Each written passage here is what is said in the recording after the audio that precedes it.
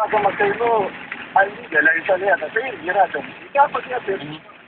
Tai yra atsipalaiduoja. Sakyk, toks pikantiškas klausimas, kiek puslapių perskaitai nuėjęs į tualetą? Čia priklauso, kiek laikas kartu. Supratau. O kiek daugiausiai? Pradžiai ilgiau. Sakyk, o kiek daugiausiai puslapių perskaitęs tualete būdamas? Gal 5. Gerai. Ačiū tau labai už skambutį, iki sėkmės. Nu va. Randa žmonės laiko, ir taip turėtų būti knygoms galų gale. Mielos moteris, mes laukiame jums skambučių. Matau, ko pasirinkta skaityti? Aš paskutinį kartą skaičiau knygą vasaros pabaigoje savo malonumui tokiam. Dabar irgi skaitau knygas, bet daugiau susijusius persivertimus mokslo. Nesu girdėjęs didesnės melodijos gyvenime. Gerai, malonėma. Alio!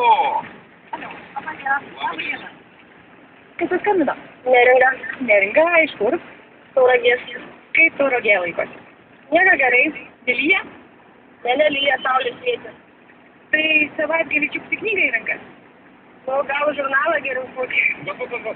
Kada paskutinį kartą turėjai knygą rankose, tai yra ją skaitai? Kur padovanoju, tai tą paskutinį ir turėjau rankose. Kada? Nu, prieš kokius mėnesį gerą tokį. Gerą mėnesį.